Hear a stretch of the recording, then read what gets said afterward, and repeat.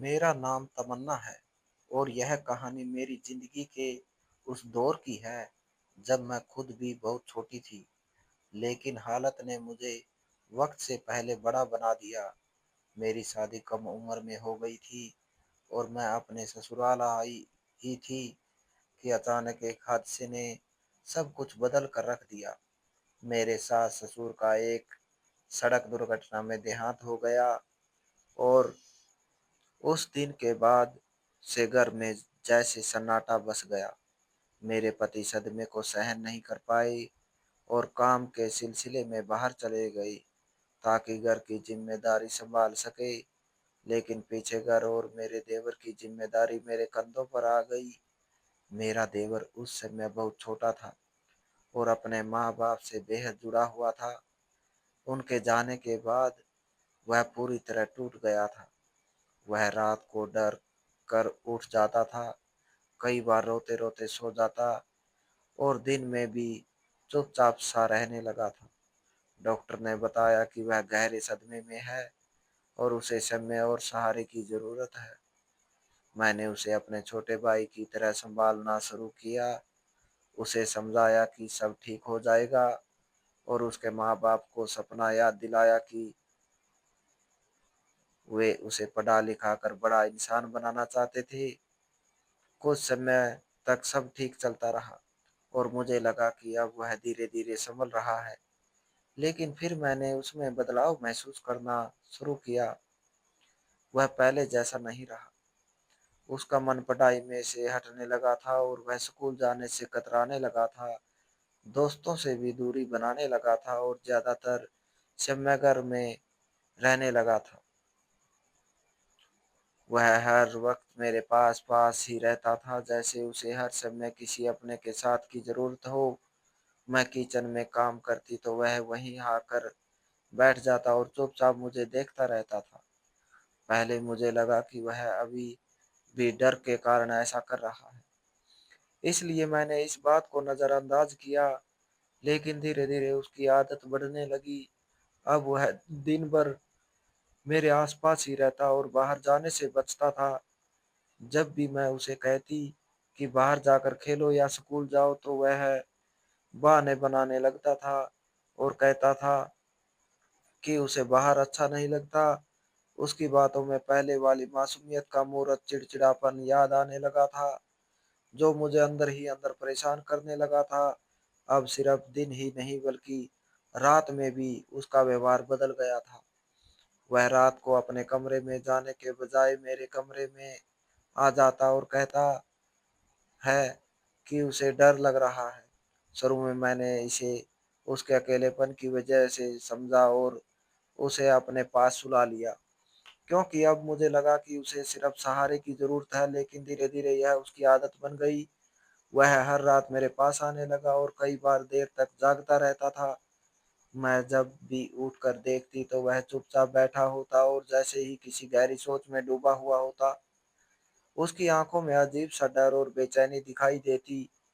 मैंने कई बार उससे पूछा कि उसे क्या परेशानी है, लेकिन वह हर बार यही कहता कि सब ठीक है और बात को टाल देता। अब उसकी चुप्पी मुझे और ज्यादा परेशान करने लगी थी। मुझे यह लगने लगा कि वह मुझसे कुछ छुपा रहा है और यह बात मुझे अंदर ही अंदर बेचैन कर रही थी। एक रात मेरी नींद अचानक खुली तो मैंने देखा कि वह जाग रहा है और मेरी तरफ देख रहा था। उसकी आंखों में डर साफ दिखाई दे रहा था। मैंने घबरा कर उससे पूछा कि क्या हुआ, तो वह अचानक चौंक गया और बोला कि कुछ नहीं, बस नींद नहीं आ रही थी। उस रात के बाद से मेरी चिंता और बढ़ गई थी, क्योंकि अब यह सिर्फ डर नहीं बल्कि कोई गहरी बात लग रही थी। मैं दिन भर यही सोचती रहती कि आखिर उसके मन में क्या चल रहा है और वह क्यों इतना बदल गया है। अब मैं हर छोटी बात पर ध्यान देने लगी थी। उसकी हर हरकत मुझे सोचने पर मजबूर कर देती थी और मैंने मन ही मन तय कर लिया था कि चाहे कुछ भी हो मुझे सच्चाई जाननी होगी, क्योंकि अगर मैंने सब में रहते ध्यान नहीं दिया तो शायद मैं उसे हमेशा के लिए खो दूंगी। और यही सोचकर मैंने ठान लिया कि मैं उसके इस बदलाव की वजह पता करके रहूंगी, चाहे इसके लिए मुझे किसी से भी बात क्यों ना करना पड़े। अगले ही दिन मैंने अपने देवर पर और ज्यादा ध्यान देना शुरू कर दिया। मैं अब उसकी हर छोटी बड़ी बात को गौर से देखने लगी, ताकि समझ सकूं कि आखिर उसका अंदर क्या चल रहा है। वह सुबह देर से उठता था और उठने के बाद भी चुपचाप बैठा रहता था। पहले जहां वह खुद से किताब लेकर बैठ जाता था, अब उसे पढ़ाई के नाम से भी चिढ़ होने लगी थी। मैं जब भी उसे समझाने की कोशिश करती तो वह यह तो बात टाल देता या फिर चिड़चिड़ा चिड़े अंदाज में जवाब देता था, जो उसके स्वभाव के बिल्कुल खिलाफ था। मैं बदलाव देखकर और भी ज्यादा परेशान होने लगी थी, लेकिन मैंने हिम्मत नहीं हारी और सोचा कि प्यार और धैर्य से उसे संभालना होगा। उस दिन दोपहर में जब वह अपने कमरे में बैठा था, तो मैं चुपचाप उसके पास जाकर बैठ गई और धीरे से उससे पूछा कि क्या बात है, तुम पहले जैसे नहीं रहे हो, क्या तुम्हें कोई परेशान कर रहा है। मेरी बात सुनकर वह कुछ पल के लिए चुप हो गया। उसकी आंखें झुक गई, जैसे वह कुछ कहना चाहता हो लेकिन खुद को रोक रहा हो। फिर उसने धीरे से कहा, नहीं भाभी, सब ठीक है, आप बेकार में चिंता कर रही हो। लेकिन उसकी आवाज में झिझक साफ थी। मुझे यकीन हो गया कि वह मुझसे कुछ सच छुपा रहा है। उस दिन के बाद मैंने तय किया कि मुझे बाहर की दुनिया से भी पता करना होगा कि आखिर उसके साथ क्या हो रहा है। अगले दिन मैं खुद उसके स्कूल पहुंच गई। वहां जाकर मैंने उसकी क्लास टीचर से बात की, तो जो बात सामने आई उसने मेरी चिंता और बढ़ा दी। टीचर ने बताया कि वह कई दिनों से स्कूल नहीं आ रहा है और तब जब भी आता है तो चुपचाप बैठा रहता है, किसी से बात नहीं करता और पढ़ाई में भी ध्यान नहीं देता। पहले जो बच्चा क्लास में सबसे आगे रहता था, अब वह बिल्कुल अलग सा हो गया है। यह सुनकर मेरा दिल बैठ गया था। मुझे समझ नहीं आ रहा था कि आखिर वह किस परेशानी से गुजर रहा है। स्कूल से लौटते वक्त मैंने उसके एक दोस्त को रोका और उससे पूछा कि क्या उसे पता है कि वह स्कूल क्यों नहीं आ रहा है। पहले तो बच्चा घबराया, लेकिन फिर धीरे से बोला कि भाभी लोग उसे चिढ़ाते हैं और उसके बारे में गलत बातें करते हैं। यह सुनते ही मेरे पैरों तले जमीन खिसक गई। मैंने उससे पूछा कि कैसी बात है, तो उसने साफ बताने से मना कर दिया, लेकिन इतना जरूर कहा कि मोहल्ले के कुछ बड़े लड़के उसके बारे में उल्टा सीधा बोलते हैं और इसी वजह से उसने बाहर आना जाना कम कर दिया है। अब मेरी चिंता डर में बदल चुकी थी। मुझे समझ आ गया था कि मामला बहुत गंभीर है। घर वापस आकर मैंने गौर किया कि वह पहले से ज्यादा चुप रहने लगा है। वह मुझसे नजरें भी चुराने लगा था, जैसे उसे मुझसे भी कुछ कहने से डर लग रहा हो। उसी रात जब वह फिर से मेरे कमरे में आया, तो मैंने तय कर लिया कि अब मैं उसे सच जानकर ही रहूंगी। मैंने उसे अपने पास बिठाया और बहुत प्यार से कहा कि अगर तुम मुझसे भी बात नहीं करोगे तो मैं कैसे समझूंगी कि तुम्हें क्या परेशानी है। मैं तुम्हारी दुश्मन नहीं हूँ, मैं तुम्हारे साथ हूँ। मेरी यह बात सुनकर उसकी आंखें भर आई, लेकिन वह फिर भी चुप रहा। उसकी हालत देखकर मेरा दिल टूट रहा था। कुछ देर बाद वह अचानक बोला कि भाभी, क्या लोग जो कहते हैं वह सच होता है। मैंने चौंक कर उससे पूछा कि लोग क्या कहते हैं, लेकिन वह फिर चुप हो गया और बोला कि रहने दो, आप नहीं समझोगे। अब उसकी बातों ने मुझे पूरी तरह बेचैन कर दिया था। मुझे लग रहा था कि वह किसी गलतफहमी में जी रहा है या फिर किसी ने उसके मन में कुछ गलत भर दिया है। उस रात मैं बिल्कुल भी नहीं सो पाई। मैं बस यही सोचती रही कि आखिर ऐसा क्या हो गया कि एक सीधा साधा बच्चा इतना बदल गया। अगले दिन मैंने तय किया कि मैं सीधे उसे सच्चाई निकलवाऊंगी। शाम को जब वह अकेला बैठा था तो मैं उसके पास गई और इस बार थोड़ी सख्ती से कहा कि आज तुम मुझे सब कुछ बताओगे कि तुम्हें क्या परेशानी है और लोग तुम्हारे बारे में क्या कहते हैं। मेरी आवाज सुनकर वह घबरा गया और उसकी आंखों में आंसू आ गए। उसने कुछ पल तक खुद को संभालने की कोशिश की, लेकिन फिर अचानक रो पड़ा और बोला कि मैं कहीं भी जाता हूँ तो लोग मुझे अजीब नजरों से देखते हैं। कुछ लोग इशारे करते हैं और हंसते हैं। मेरे दोस्त भी मुझसे दूरी बनाने लगे हैं। कोई मेरे साथ खेलना नहीं चाहता और जब मैं पूछता हूँ तो सब टाल देते हैं। मैं समझ नहीं पा रहा कि आखिर मैंने क्या गलती की है। उसकी आवाज़ सुनकर मेरा दिल कांप उठा और मुझे यकीन हो गया कि उसके साथ कुछ बहुत गलत हो रहा है और अब सच्चाई सामने आने में ज्यादा देर नहीं है। उसकी बातें सुनकर मेरा दिल जोर जोर से धड़कने लगा था। मुझे यकीन हो गया था कि बात बहुत गहरी है और अब सच्चाई जानना जरूरी है। मैंने उसे अपने पास बैठाया और बहुत प्यार से उसका हाथ पकड़कर कहा कि तुम बिल्कुल डरना मत, जो भी बात है साफ साफ बता दो, मैं तुम्हारे साथ हूँ। मेरी यह बात सुनकर उसकी आंखों में से आंसू बहने लगे और वह कांपती आवाज में बोला कि भाभी, कुछ दिनों से मोहल्ले के कुछ लड़के मुझे देखकर हंसते हैं और मेरे बारे में गलत बातें करते हैं। पहले तो मैंने ध्यान नहीं दिया, लेकिन फिर धीरे धीरे सब लोग मुझे अजीब नजरों से देखने लगे। जब मैं दोस्तों के साथ खेलने गया तो उनके घर वालों ने भी मुझे वहां से भगा दिया और कहा कि मैं उनके बच्चों से दूर रहूं, क्योंकि मेरे घर के बारे में लोग गलत बातें कर रहे हैं। यह सुनकर मैं पूरी तरह सन्न रह गई थी। मेरा दिमाग सुन्न हो गया था। मैंने घबरा कर उससे पूछा कि आखिर लोग क्या कह रही है।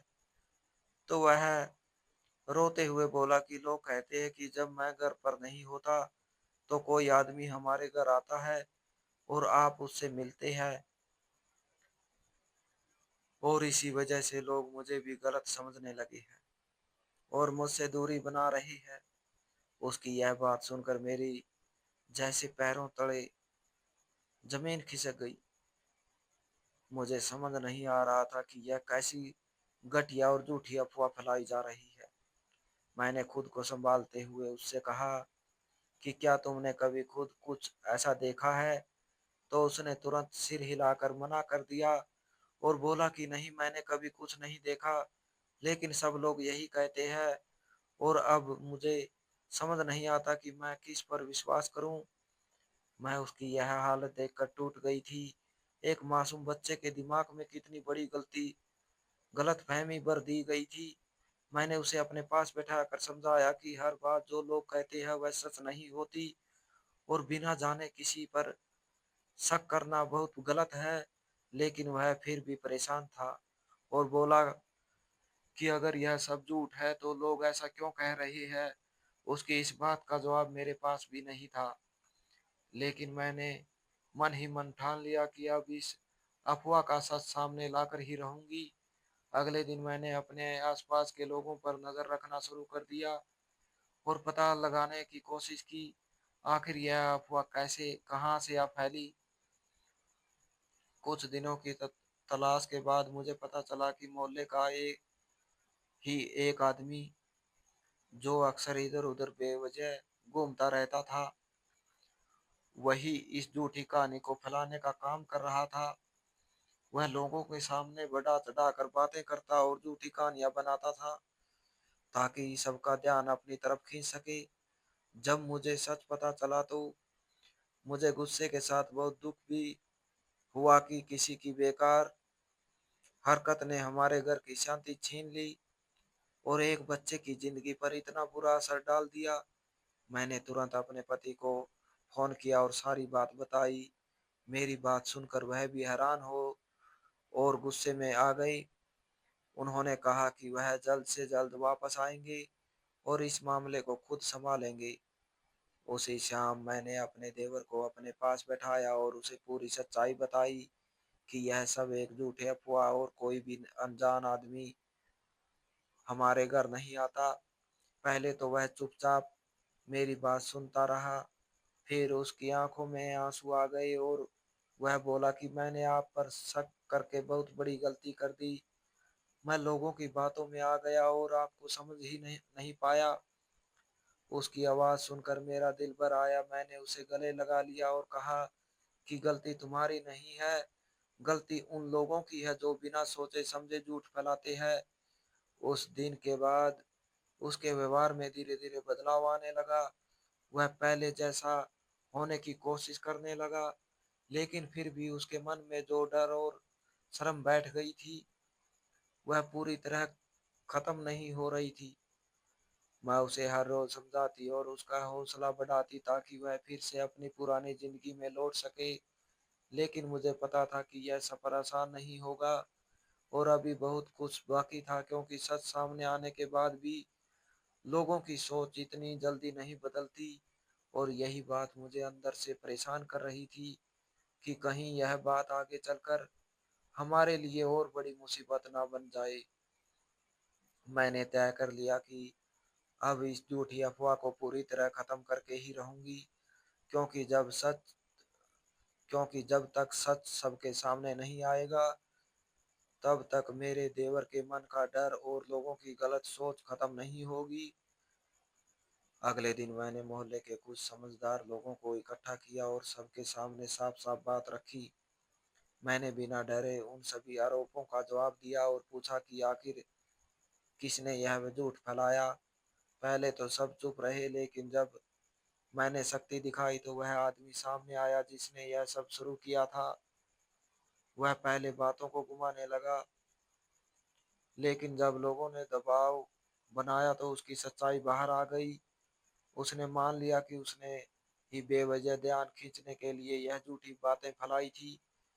यह सुनकर वहां मौजूद सभी लोग हैरान रह गए और कई लोगों को अपनी गलती का एहसास भी हुआ कि उन्होंने बिना जाने बातों पर यकीन कर लिया था। उस दिन पहली बार मेरे देवर ने भी सब कुछ अपनी आंखों से देखा और उसे पूरी सच्चाई समझ आ गई। उसके चेहरे पर जो डर और शर्म थी, वह धीरे धीरे खत्म होने लगी और उसकी जगह उसको नजर आने लगा।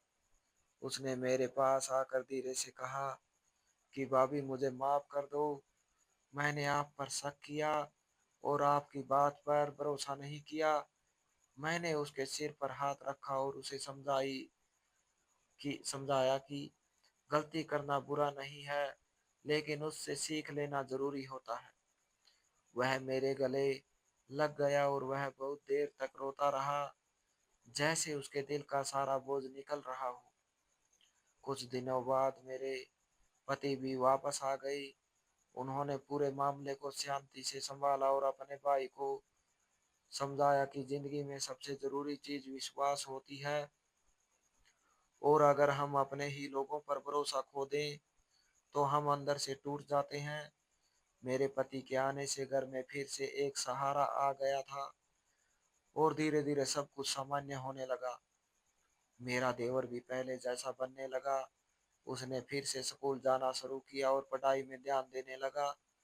हालांकि शुरू में उसे लोगों का सामना करने में झिझक होती थी, लेकिन मैंने और मेरे पति ने उसका हौसला बढ़ाया और उसे समझाया कि सच जानने के बाद भी किसी की बातों से डरने की जरूरत नहीं है। समय के साथ साथ लोगों की बातें भी खत्म होने लगी और जो लोग पहले दूरी बनाकर रखते थे, वही अब सामान्य व्यवहार करने लगे थे। मेरे देवर ने भी धीरे धीरे अपने दोस्तों से बात करना शुरू किया और फिर से अपनी पुरानी जिंदगी में लौटने लगा।